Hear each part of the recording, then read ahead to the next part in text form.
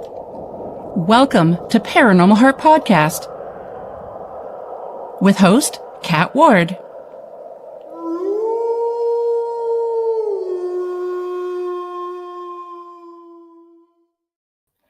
Welcome, my friends, to Paranormal Heart Podcast. Tonight's segment is pre-recorded, streaming on United Public Radio Network 107.7 New Orleans, as well as 105.3 the Gulf Coast. As you already know, I'm your host, Kat Ward. Thanks so much for hanging out with us and taking some time. Paranormal Heart Podcast is for entertainment purposes only.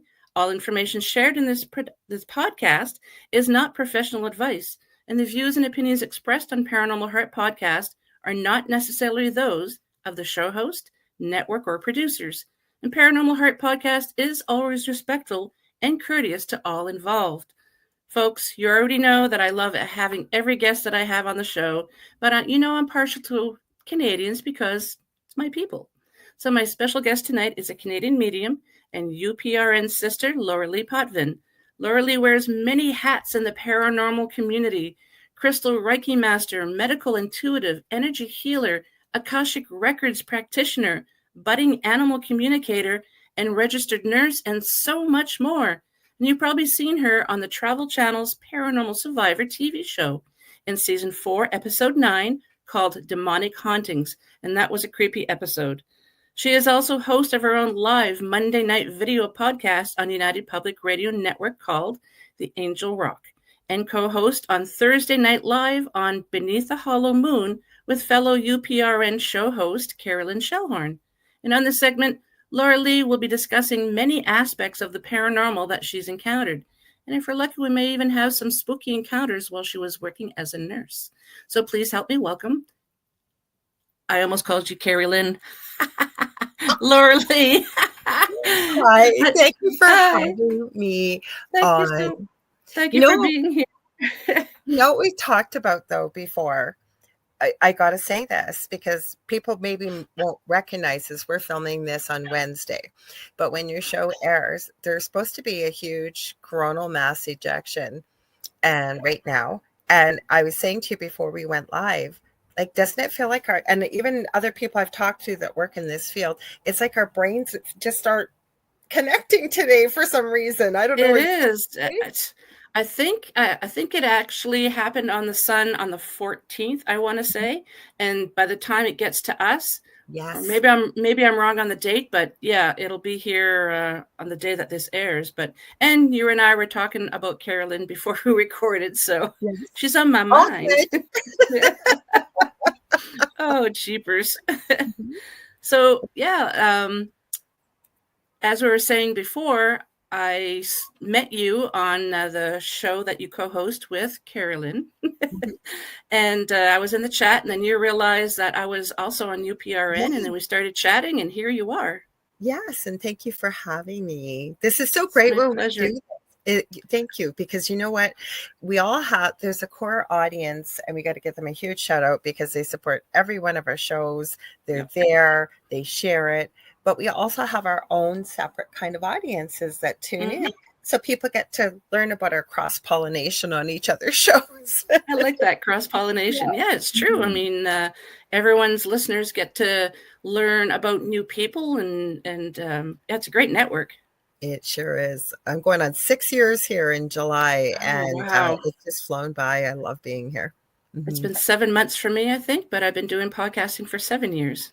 And I feel bad that, I could tell by the way I loved your intro. Oh, you're very professional. You can tell when somebody's comfortable with podcasting, and I could see that with you. So it took me 7 months to find out you were on the network, but we don't talk to one another, as we were saying before, that Joe Montaldo, who owns this network and provides this beautiful space for us. We always got to give Joe a shout out. Yeah. Love you, Joe. Love you, Joe. He used to produce us once upon a time ago, and the Angel Rock used to be on from 11 p.m. until 1 a.m. Eastern Standard Time. So there was always an hour and a half between when Joe had to produce the next show. So I would always know what was going on, who was new on the show. Now I have no idea. So I'm so glad I got to connect with you.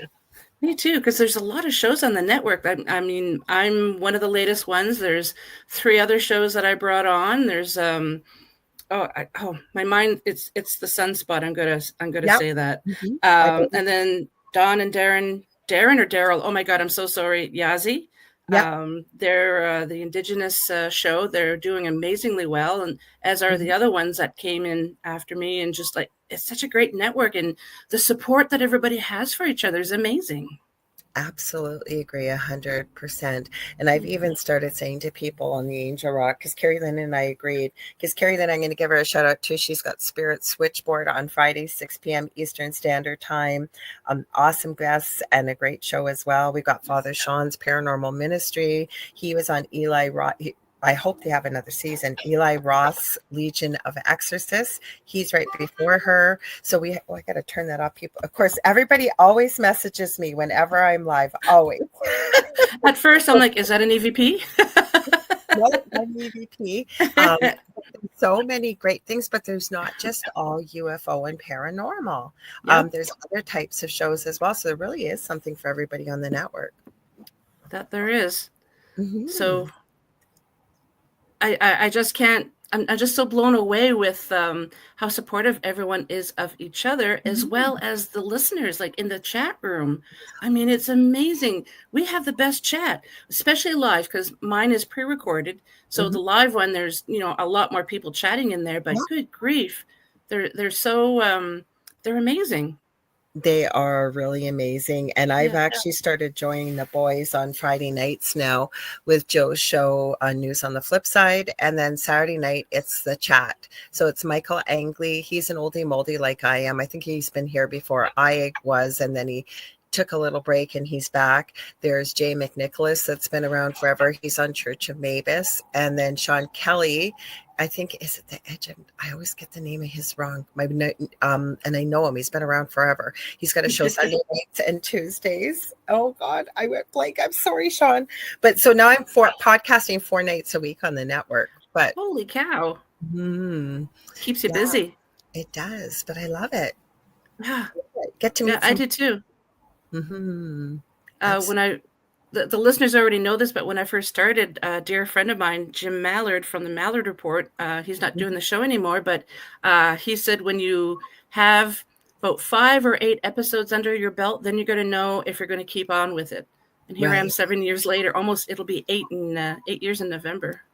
Well, so. I think I told you this because we've been chit-chatting back and forth, voice messaging, and when the iPhone came out in the US, this is how long ago it was, I won one, and we're in Canada. Ours it didn't come out for a year later. I had no clue what I was doing, but I love tech stuff. So I ended up meeting a community of people, and there were 3 tech experts. One of them goes all around the world checking security for banks and things like that. Wow. So even before it was called a podcast, we used to do a weekly show, just audio only, pre-recorded on Blog Talk Radio.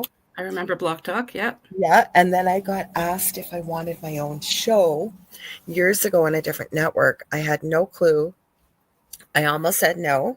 And I heard a voice say yes. No, I don't hear voices. It's that inner monologue we all have. And I don't know how I did it. The interrupt used to be from Monday through Friday, like a couple hours every night. And I kind of jumped into it. Baptism by fire, I guess, because I had no clue what I was doing. Like Dave Scott with Spaced Out Radio. He does Monday to Friday 3-hour shows. I don't know how that man does it. Yeah, that's the show that used to be after me on Mondays that Joe would have to set up and stuff. So I don't know how he does it either. But if you love it and you're passionate about what you're talking about, right?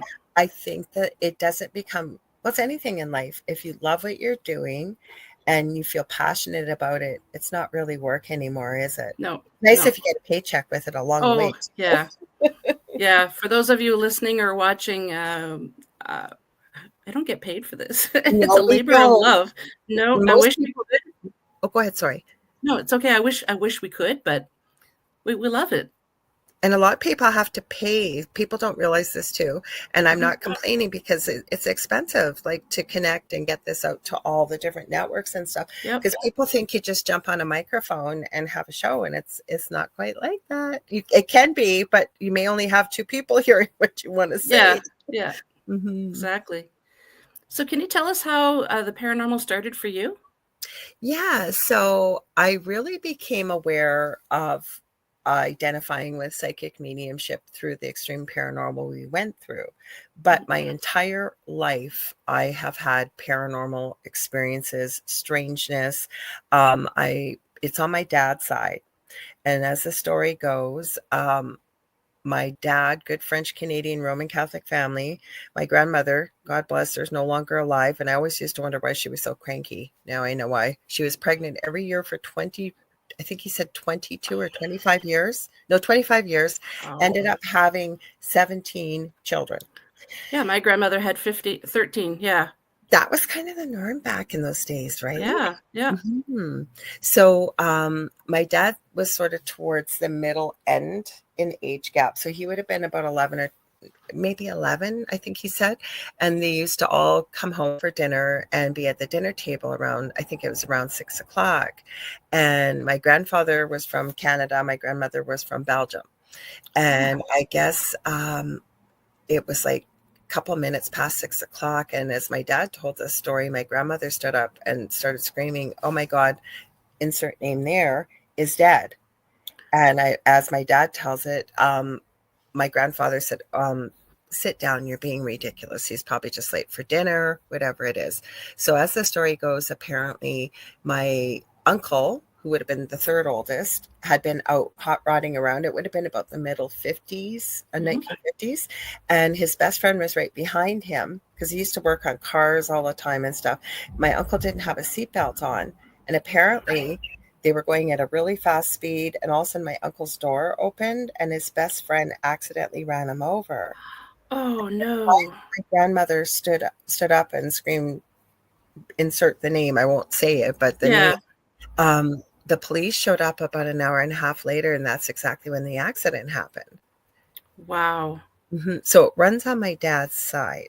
So I Mhm. have had strangeness my whole entire life. I believe I had a near-death experience as a toddler, a very, very high fever and a seizure. My mom said I used to have a head full of ringlets. I was about 2.5, Mhm.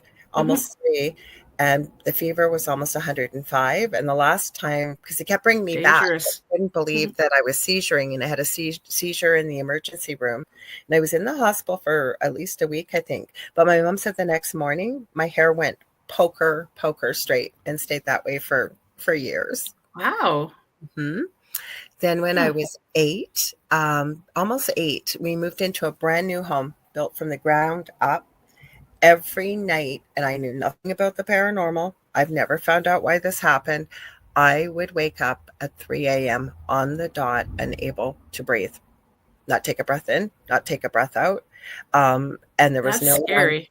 It was terrifying. I didn't want to go to Mhm. sleep. I'm going to be 60 in August, and I Oh still wow. remember this. And my dad would scoop me up, take me in the car, get about a block away, and I'd start breathing. So I guess the doctors looked at everything, supposedly diagnosed me with asthma. I don't even know what the medication was for a month, and then it seemed to stop. But being a nurse, I know what asthma is, plus both my boys have it. I know what Mhm. asthma looks like. I could not get it. It felt like I was being completely choked around the neck. I could Hmm. not get a breath in or a breath out, couldn't speak or anything. So that happened. And then as a nurse, I'd had a lot of strange, unusual things around me. I would know things, I just wouldn't know why I'd know it. My best friend at the time, she from being a 16-year-old, we lived together for a couple of years before we both got married. So when I told her we'd kind of grown apart as things happen with time, Yeah. right? And Mhm. families. And then I started telling her I was a psychic medium. I thought she's going to go, "Oh my God, Laura's lost it." And she shocked me. She actually said to me, "Laura, I'm not surprised at all."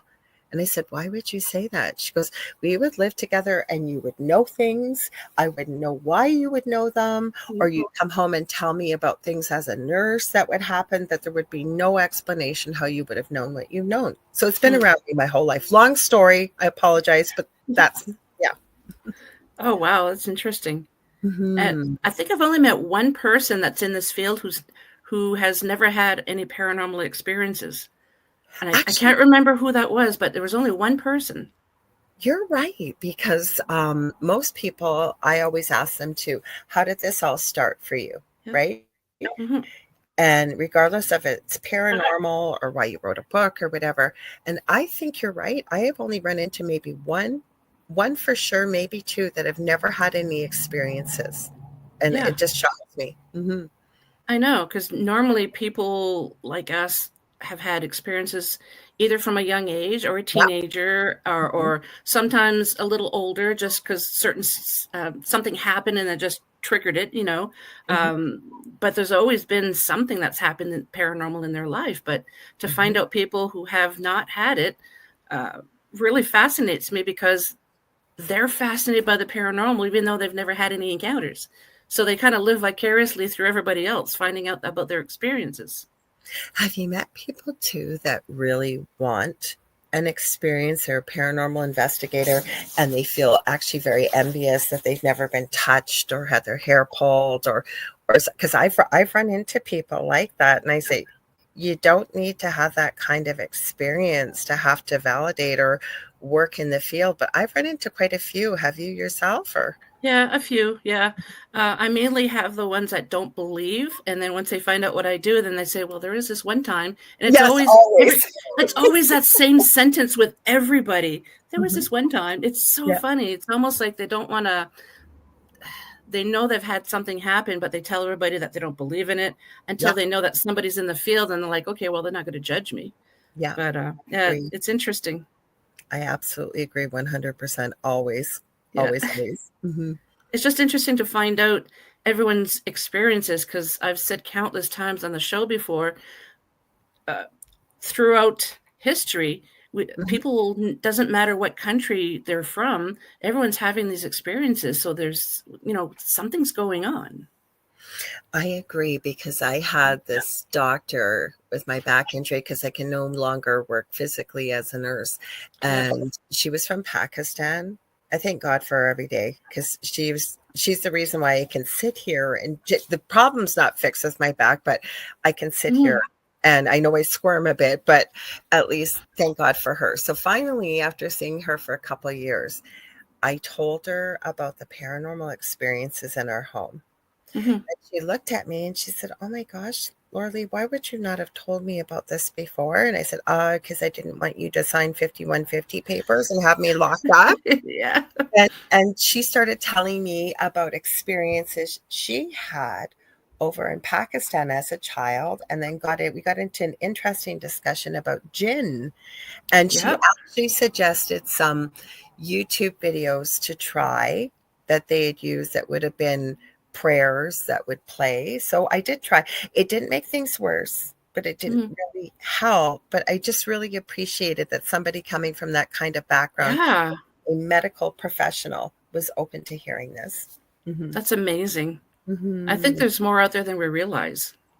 Yeah, I've often said, right, you get into a group of people, like especially my partner's friends, they don't believe in this kind of stuff. Hmm. So every now and then, if we get together, it seems like every couple of years, and you would appreciate this being a Canadian. So one of my partner's best friends has a Christmas tree burning party around this time. So if you had a real Christmas tree, people hang on to it.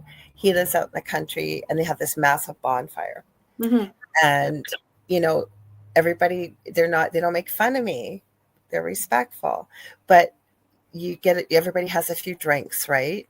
I don't drink very often, but if you're going to have a couple drinks, everybody kind of loosens up, and then somebody starts to tell about something a little strange, and then someone else does, and then someone else does, and before you know it, the door gets kicked open, and I always find between 80 to 90% of people have exactly what you just said. Well, there was this one time. Yeah. It's so funny. Mhm. I think just people, I've embraced my weirdness a long time ago, so I don't care anymore. But I think there's Me people that neither. are still, leery. I don't tell people what I do right away. I don't Um, either. yeah, and it's not like we're trying to hide who we are, right? I would just rather get to know that person as I'm speaking to them, rather than having this big, especially with people's beliefs and religious dogma. And as much as I always say it's not my job to judge we do judge as human beings. So I figured if you don't have to bring that part in right away, it'll slip in a bit later. Yeah, it's funny. Mm-hmm. So tell us about some of the experiences you've had. So as a nurse, I'm actually writing 3 books. I've been writing them forever, and Spirit keeps reminding me it's about time you actually finish them. So the first one actually isn't paranormal, but it's my son that passed away in January unexpectedly. Yeah, I'm so sorry about that. Thank you. He had severe autism, and he would have been 27 March 14th, but he was very much like, with no disrespect, like having a child of about 5 to 8 years old. And I have some of the stories, I swear to God, when I start sharing them, I think, this sounds like I'm making this up. But the story is going to be about our journey of navigating that diagnosis of autism. And, hopefully by people that may read it, it may give them a place to start when you get smacked with that diagnosis that you never ever expected. But it involved the RCMP, Health Canada, the FDA. It's a crazy story. Wow. The second one is about our paranormal experience in our previous home. The third one, and I'm collecting stories now, so anybody who might be hearing this, I'm open to receiving and hearing your stories. It's about the things that we witness at the bedside as nurses, as well as first responders. And I don't like the name of it, but death doulas, who support someone who is transitioning, as I say, back home, but also the family. But we witness sometimes the most incredible, miraculous things at the bedside when this happens. So I can tell you a few nursing stories. There was one night I always work nights if I worked 8-hour shifts or 12-hour shifts. And I was a new grad, and one of the girls I went to university with had also graduated with me. And it was a big floor there. I think we had, between the two of us, between 50 and 60 patients. Wow. And one day a day, you did everything. Like, you had to mix your own IVs, you had to do the orders, you had to do everything. But I remember listening to a report. And after report, we would always go and check on our patients. So I'd come out the nurse's station, turn right, go down the corridor, walk to the end, and come up. After report, I walked out the door, and I heard an inner voice say, go to, it was the last room I would have checked. And when I walked in, the person had a cardiac arrest right in front of me. Like, literally was just healing over. Had I done what I normally had done, he would have been gone already. Oh, wow. And then I remember there was this other lady. She'd come from Northern Ontario for abdominal or stomach pain, and they were gonna discharge her in the morning. And I always, after I got my work done, the reason why I love nights is I got to be the nurse reason why I got into nursing, which was to spend time with patients, right? And I just love people. And I happened to go by her room, and she was up, and she was talking about she was nervous going home and what have you. And I just, the sixth sense, I went, oh my, there's something not right here. Like, something's not right. And I really kept a close eye on her. And I even called at that time. We would have a charge nurse for the hospital. I said, I know it's going to sound crazy. This lady's supposed to be going home tomorrow. Something's not right. And she had complained that she had a little bit of tummy pain. And again, I walked in the room, and she actually had something called an aneurysm. And it burst when I walked in the room. And thank God and I'm not saying I saved her life, because I didn't. I wasn't responsible for it. But I just think, God, that I had that extra sixth sense that something wasn't right. I felt like something was going to happen. We were able to get her help immediately, and thank God she survived. But imagine had she got on the bus and gone back home. Oh, wow.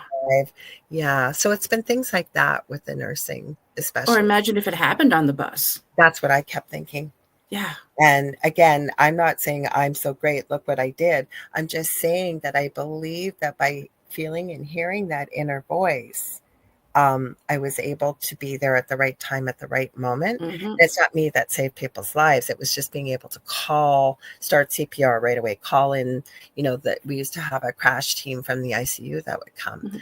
So I never had really spooky, I would say, paranormal so much. There were things that I think I might have saw or heard, especially a nursing home that I worked Yeah. in during university.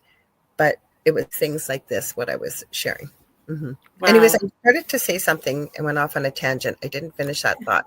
The third book, I'm collecting stories from people that work in those fields, like so Okay. nurses, first responders, death doulas, of the things they've witnessed and experienced as someone transitions out of this lifetime and goes back home. And I've already received so many incredible stories. It's mind blowing.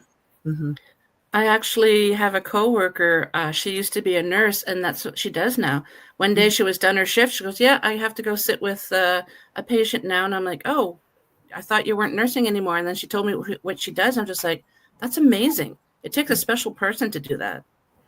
I I love the technical critical care stuff. I worked in ICU my last year of nursing. We had to do a big, huge stint of clinical, and then I worked in the NICU. And I love the technical stuff, Hmm. but I found when I switched over to community visiting nursing, and I got the most dangerous part of the city.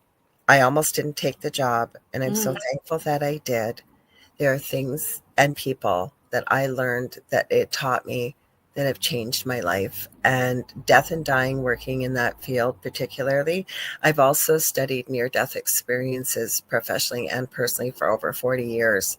And there's Wow. no shadow of a doubt that we go on forever and there is an afterlife, most definitely. Yeah, Hmm. that's amazing.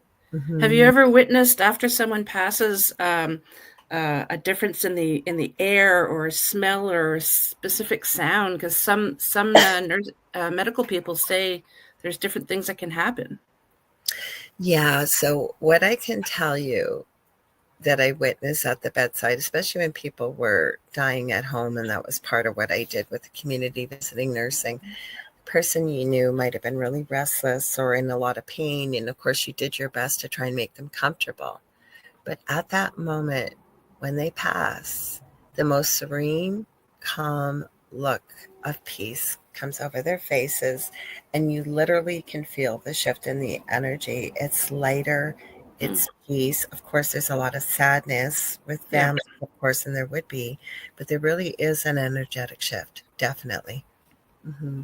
interesting. Wow. Hmm. I will tell you one of the stories. It's not mine, but somebody shared with. Sure. So, it's a friend of ours. Their mom is a nurse or was a nurse and worked on pediatrics. And apparently, the floor was crazy, crazy busy. And they had a First Nations little 4-year-old boy who was terminally ill. And Hmm. mom had a lot of children back home and had to go back to be with the children overnight. And so the nurses were there. They didn't know when this little boy was going to pass. And unfortunately, he did during the Hmm. shift that this nurse was on. And so, respectfully, they covered his body and closed the door. But like all heck can break loose, especially on PH. You don't know, little kids get sick fast, and you never know what kind of admissions you're getting. Yeah. Anyways, as the story goes, the call bell kept going off in the room after this little boy passed, and there was nobody in there. So they kept Wow. running in there and checking, like, is there a malfunction? Like, what's going on? Turning off the call bell, turning off the call bell. And then as the story went, it was an hour or two later, the this girl's mom, who was this child's main nurse, we all get Hmm. kind of, a load of patients to look Yeah. after. Oh my gosh, I forgot. The mom had told her that if he does pass away while we're not here, you must open the window. That is our belief, or the soul cannot leave. Yeah. So apparently she went in and opened the window, and the call bell stopped, had never rang after that. Isn't that amazing? Hmm. Hmm. Wow. That Hmm. that that poor soul must have been like, just like, come on, let me out, let me out. Well, plus it gives you food for thought Hmm. because as our soul's leaving, right, is it what we've been told, especially as a child, right? Mom and dad, whatever mom and dad say, that's the gospel truth Hmm. because we know that we're limitless as a soul. So this poor little guy must have been told that maybe with mom and family members that Hmm. the needs to be open. So yeah, that's what had to happen. Wow. That's Yes. amazing. Mm-hmm. Can you tell us a little bit about the house that you were in when that you, if you feel comfortable, Oh, I do. I was do. on the TV show? Yeah. So I will tell people with no disrespect, I'm very grateful that they shared our story. Michelle DeRoche, our station manager who has the Outer Realm and Beyond the Outer Realm on our network. I did not know her at the time, but she ended up consulting on the episode. So it didn't quite happen the way they portrayed it. But the ending was very close. So how this all started, I was still married to my first husband. We had moved and bought his parents' family home. They never had paranormal activity or anything in the home, he said. But I noticed when we moved in there, I noticed a real energy shift with him. Mm-hmm. Like it was like he was so chronically depressed. He had 3 professional. Something just moved over here. I don't know. I thought it was a cat, and it wasn't. Hello. Anyway, he kept going for, better jobs. And I had hurt my back while I was in that home. Oh, He always seemed to make the last 1 or 2 of the cut, could never get the job. But what had happened was, and at that time, after I'd hurt my back, I was in bed pretty well. I could not get out of bed very well with my back. And so to keep busy, I would do a lot of creative things. I love always, even to this day, being very creative. So I had been making pet accessories and little doggy doo-doo bags and really cute little, almost like a choker to put on your pet, decorative with a pet tag. So we had just watched, where I'm going with this, The Secret. It was a movie that came out years ago about manifestation, law of attraction. And that next day, I was able to get up and about. So I'd gone to a lot of local stores. And I remember coming home, and my first husband won't mind me saying his name. He signed a release for the episode even. So his name is Earl. And I remember coming home and saying to him, this is crazy. Like every store I went to and talked to people, they all wanted to carry the things that I make, but they didn't want a commission. Like they were going to sell it for me for free. And so we both looked at each other and we're laughing. We were going, maybe it's the secret. So we go to bed that night, and I have the most real dream. It happened years ago, and it's like it happened 10 minutes ago. So for people that are sensitive, because it's going to involve something, I don't know if it was a demon, but it identified as a demon. So I will give you a warning ahead of time. So I'm out in the front yard, and there was a tree in our front yard. And I'm looking up in the tree, and there's a man sitting in the tree. And I always say, I'm not a high maintenance type of woman, but you could tell this man was wearing a very expensive dark charcoal gray suit, pinstriped. As my eyes went up, you could see it was a white silk shirt, black silk tie, and then he had a goatee, very shortly neatly trimmed, but it was all connecting. So it wasn't quite a beard, but it was kind of around the mouth and then back almost to the ears, and then just under his chin. Black. He had black slick back hair, all the way slick back to about just below his earlobes. But it was the color of his skin. It was like this sickly, pasty white, almost greenish. And then I looked in his eyes. They were completely black. And as I started to talk to him in this dream, they would turn to red flame. So I said to him, who are you? And he said, well, that little business that you've got, the one we were talking about. And he was really sarcastic, kind of like with me, right? Mocking. He goes, that's nothing. I can give you wealth. I can give you fame. I can give you everything beyond your wildest dreams. All you have to do is agree to follow me. Now, it's not podcast or radio friendly what I told this thing to do in the dream and where to go. And then he proceeded, because I said, who are you? So he proceeded to tell me he was a demon, told me his name, and told me how to spell it. Now, I have been on a panel, not on our network. I'm surprised. Exactly. This guy came for me. It was a Bigfoot panel. He suddenly came, very well known. I don't know why he came for me. There was about 12 of us on there. Told me there's no way this could have happened. And yes, the lore is that a demon will not give you its name. Or usually, yeah. That's what happened. I again, more emphatically, told it where to go. And on no uncertain terms was I going to agree to it. Because to me, it's ridiculous. Like that I'd want wealth and fame, and no. So again, more emphatically told him where to go. And then that's when he leaned over in the tree. For people who are listening, I'll try and describe it. And he was wagging his finger back and forth, going, "Oh, no, no, no, no, no. Every time you see a crow or a raven, all heck is going to break loose. You'll know it's me." And then I remember in the dream calling on Archangel Michael. I do not have the words to describe the colors. It was the most brilliant sapphire, royal blue color, blinding white light, and silver. And I woke up. It was about 3 a.m. around that time. And I was shaking in a sweat and crying. And none of those things are who I am. And all heck indeed did break loose very shortly after that. So that's how it started. He must have been, he must have thought that he was so powerful and that you were nothing. That's why he wanted to give you his name, that you wouldn't be able to use it. Oh, okay. So that's what happened. I'm glad you brought that up. I forgot this part. So afterwards, of course, I'm researching, because I always said I never wanted anything to do with the dark or anything with the paranormal. I had already taken a certified angel card reading course with, believe it or not, Doreen Virtue, who's renounced everything she's done in this field. But at the time I had, and I only wanted to work with the light. And so what happened? Wait, I'm losing my train of thought here. So anyways, I remember I was looking for the name. I'm researching. Like I say I'm a retired Roman Catholic, and no judgment against anybody that I always say whatever road takes you to being a better person, closer to love and service to others, great. You take that. But I consider myself retired.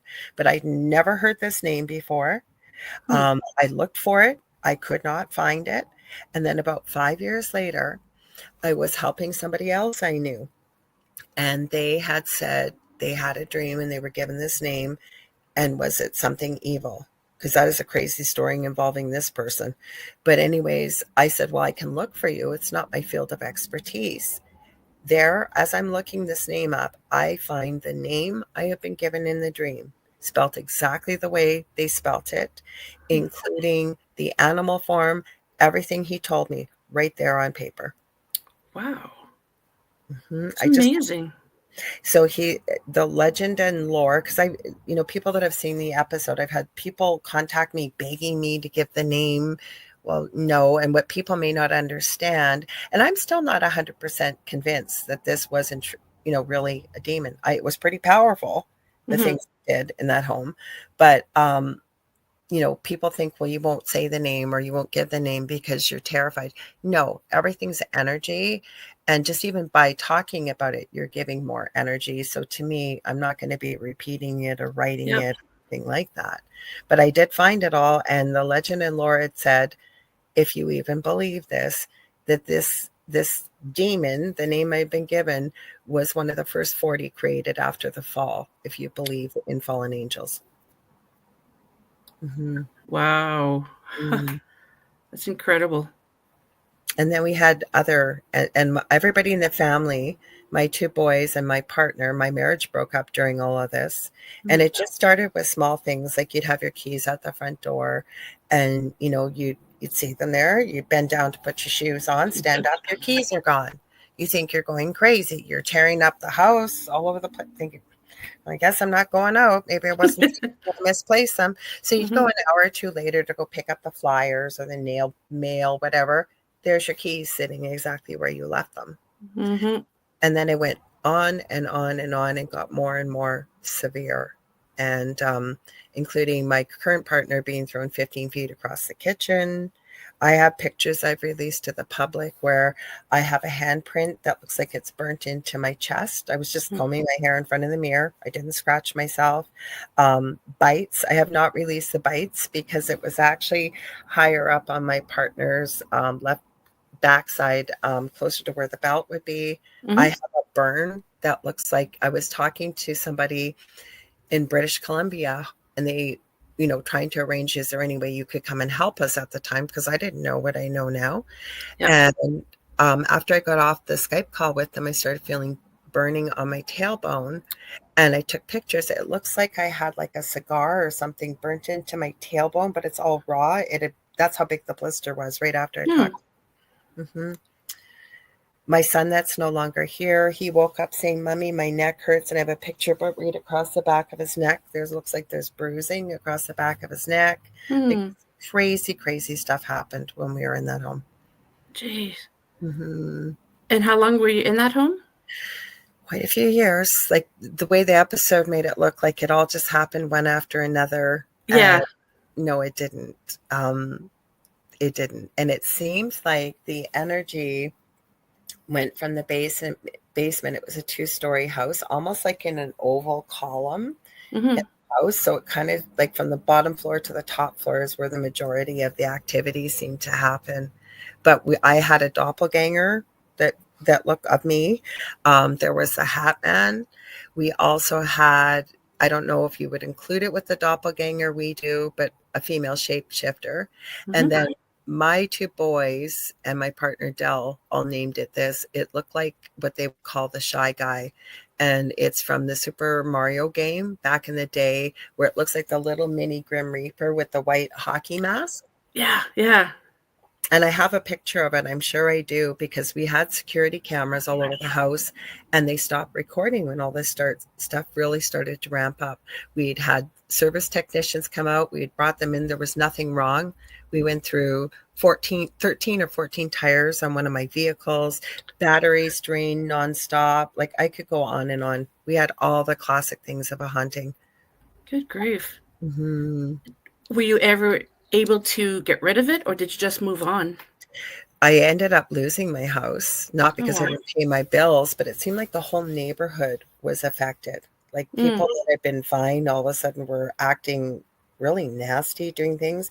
And we had a neighbor 2 doors down, and he would come. We could see him. He'd stand on the sidewalk and he'd measure our grass. And if it was a millimeter over regulation, he'd call. I had the bylaw officer at my house every week. And I remember one time my partner was talking to him, and he said, "Well, what about that guy down, like just over there? His grass is about 4 feet tall." He said, "Well, I didn't receive a complaint about them."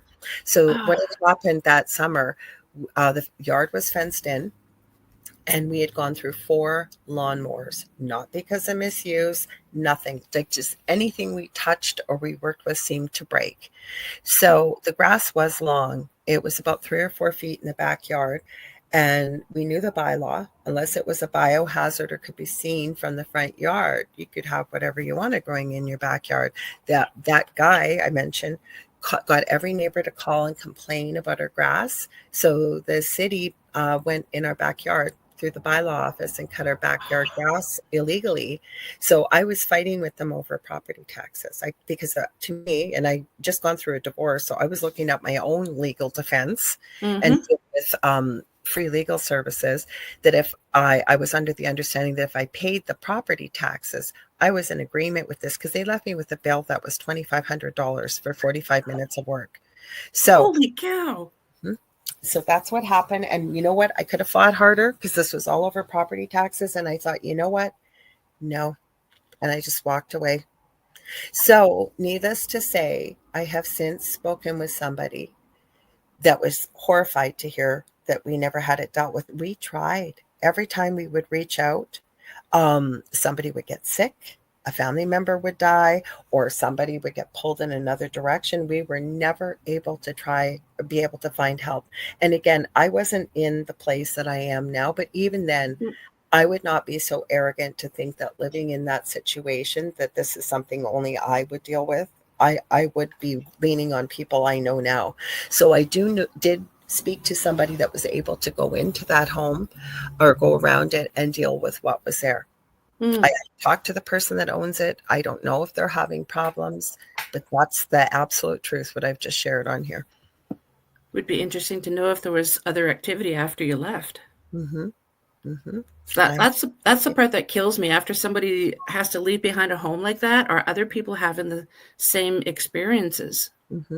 And I'm not having the experiences that we did in that previous home. We've had a few little things here and there. Yeah, but not like that. Oh God, no, nothing like that was. I've been choked. My partner almost died. That's shown on the end of the episode. And after that, one of us, and it was usually me, would stay awake all night long to watch over the other three while they slept. Because, I mean, and that was the thing, right? Learning to understand, like I used to say, and I still do, there's a fine line between fear and standing in your dominion. Standing in the fact that having the knowledge and the power to tell something to get the heck out and mean it, when it can lift up a 175, 180-pound man and throw him 15 feet across the kitchen. Yeah. Mm-hmm. Mm-hmm.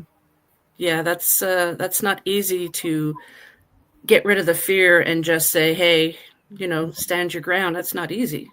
Well, plus on top of it, I was always, because this was like a 20-hour-a-day job. Like I started locally, provincially, countrywide, then went to North America, and then I just went worldwide. And it was like a new education because I didn't know the things I now know. I was researching, I was talking to people, I was anything because I couldn't understand why this was happening. Yeah. Right. So I learned a lot, and I say I wouldn't wish this experience on a blade of grass. Adding with the proviso, I'm no better than a blade of grass in the fact that I truly believe we are all connected. But I also know maybe had I not had the experience I did, I wouldn't be working in the field I'm in now either. Yeah. Mm-hmm. So maybe in a way it was a blessing in disguise. Or did I contract this experience into this lifetime, if you believe in that sort of stuff, right? The Before, Akashic? well, even the Akashic or the agreements I think that we make when we choose to come into the lifetime that we do. And a lot of people don't necessarily believe this, but I do. I believe we pick the parents that we pick for a reason, our siblings that, the relationships that we have, especially the close ones.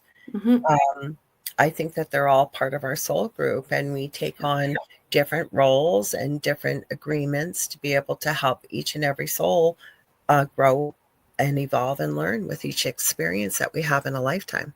Mm-hmm.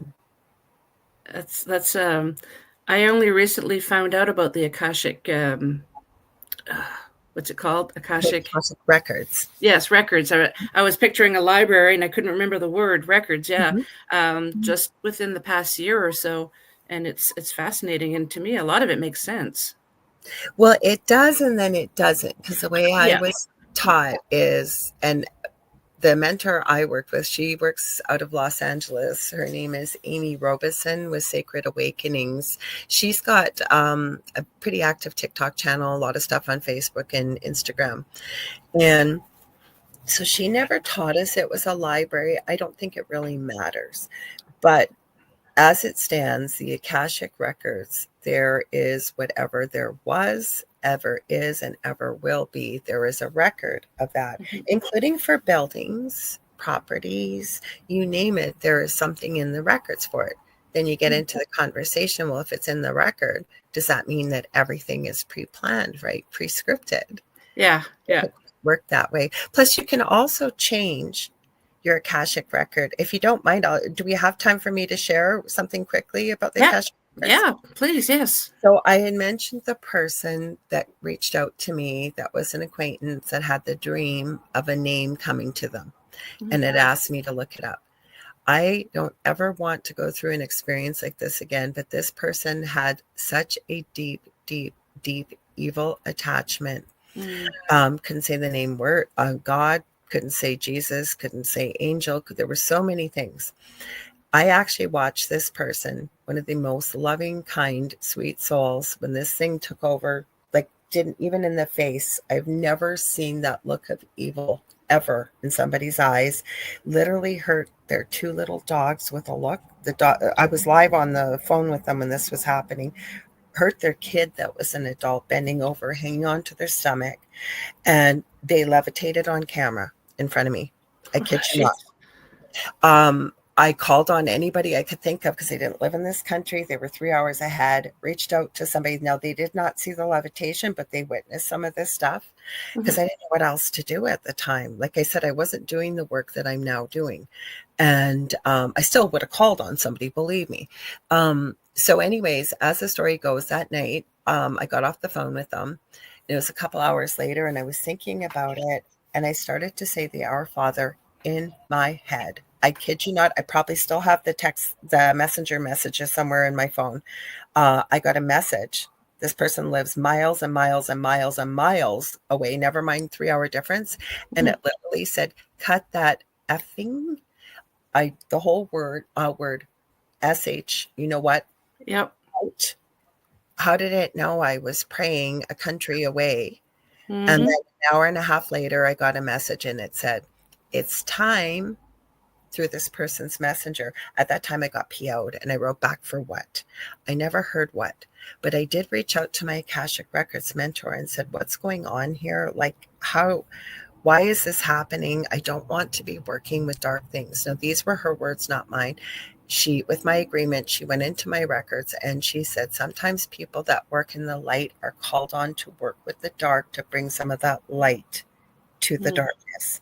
And with my agreement, she said, would you be willing for me to clear any past agreements, anything we had agreed about, contracts or anything like that? And I said yes. And I can honestly tell you, never had a disagreement with this person.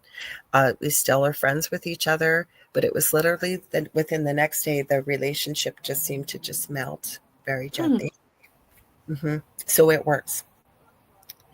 That's incredible. Yeah. Wow. I'm not. Oh, sorry. Go ahead. No. How long have you been doing that? The Akashic Records? Well,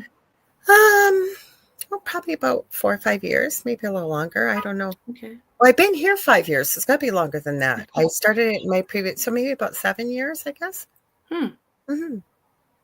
How does somebody get into that? So the way I'm taught to do it, the mentor that did this, you don't go into what's called the heart chakra, but the heart space. What we've been taught is the seat of the soul. So I work with the person with their agreement, and I help them get into the heart space, and we use the energy of crystals, the crystalline energy, the infinity sign. There's a prayer that you say, and we open the records, and who I call, we've been taught to call them the masters, teachers, and loved ones. So it could be Buddha, it could be Jesus, it could be angels, it could be whomever. Now, I could just say choose to work with Mother Mary, who might be there, and I'm going to get her perspective, her energy, but I usually prefer to work with the collective because I feel like I get a more holistic answer. And how we do this is by asking questions. So say you were coming to me and you wanted to know, this is a fictitious thing I'm making up right now. So say you came to me and a family member was going through a really traumatic time and you wanted to know what was going on with them. First of all, I would explain to you that I cannot do that. I could, but I won't, because I feel like it's breaking into, somebody leaving their front door and walking into their. You need their permission. But the question we could ask is how best could Kat support, insert name there, as they're going through this difficult thing? And then we follow it up by more and more and more questions. So that's kind of how we do it. Then we close it down after, thank them for the information we've received. And yeah, it's kind of cool the way it works that way. That is cool. Wow. And you'll find everybody does it differently. Okay. Neat. I have to have you come on again. Have to have you on again. Just talk about that. Thank you. Because I don't know much about it, but I know a little. Yeah. Wow. And what were you going to say? Like anybody can do it? You can, yeah. I think you can, yeah. Okay. I don't think you have to have someone like me. I think it's all our birthright to be able to have access, but to know that you're in that space and how to work with it and everything. Sometimes it's good to work with another person. I want to thank you for having me. I know we're running out of time. It goes by so quick. That's fine. Yeah, I know. I could talk to you for hours. Me too. I could talk to you. We do still have a couple of minutes, but do we? I didn't know if we did or not. So no, it's fine. This has been amazing. I'm so happy that we connected and had you on the show. I am too, because off air we've discovered we have a lot of similarities. I know, it's crazy, isn't it? Yes, it is. It is. Wow. Same as with the crystal Reiki too. A lot of people don't understand it, and Spirit keeps trying to remind me, and I need to do it, is to make a video because people have no idea what crystal Reiki is and what it is. is working with people's, I call them invisible energy centers that we have the core of our body right down to below our feet and above our head. But I work with the 7 main ones. And some people call them chakras or chakras. And what I do is I go in and help balance each one of those chakras with intuitively picking certain crystals. I have certain symbols I work with. I check them before, I check them after we've done the session. Then I go through and I do this all with a pendulum. It's the only time I use a pendulum, because otherwise I've shown it. I call it my stupid pet trick. I can take the pendulum and not move my arm, and I'll tell you exactly what it's going to do. It's going to swing back and forth. Now it's going to stop. Now it's going to go in a circle, whatever. And I've had people on shows say to me, "Oh my God, you're a witch!"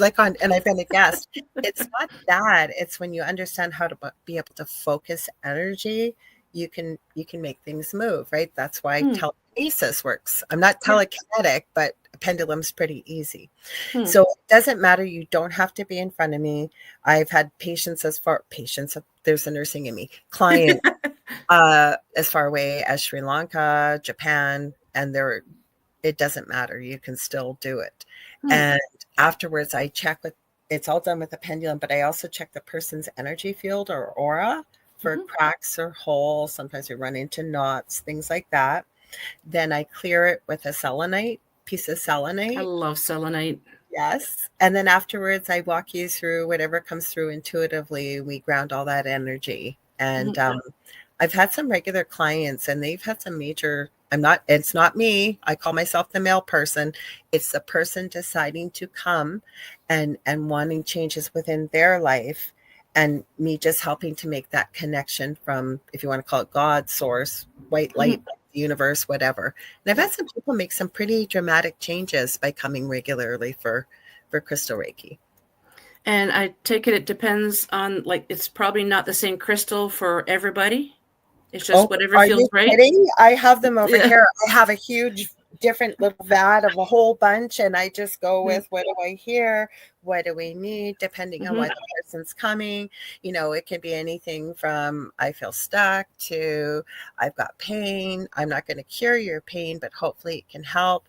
This is another book that I use quite a bit in my practice. It's called The Secret Language of Your Body, and it goes through each part of the body as well as many disease processes. And it teaches people through color and energy work how to clear different types of emotions, positive emotions, and ones that may be holding them back. So I use this quite a bit with a crystal Reiki or even just a healing session as well.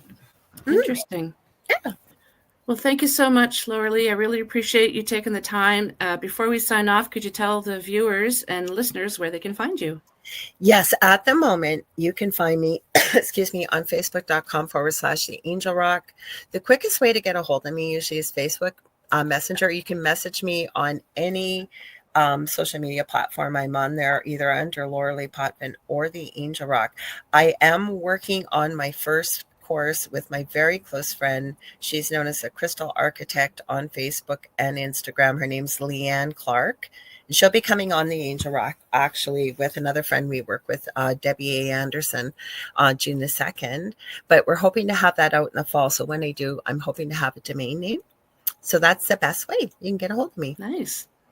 Okay. Well, hang tight. I'm going to say farewell to the audience, and then maybe we can chat for a couple minutes after. Perfect. Thanks for having me. I love this. So thank you to my special guest tonight and UPRN 107.7 New Orleans and 105.3 the Gulf Coast. Remember, if you enjoyed the show, please support us by liking, subscribing, sharing, and commenting. Another way to help support the show is by grabbing some swag. If you'd like to pick up your very own Paranormal Heart podcast mug, just drop me a message at paranormalheart13@gmail.com. Until next time, everyone, take care of each other. Much love to you all.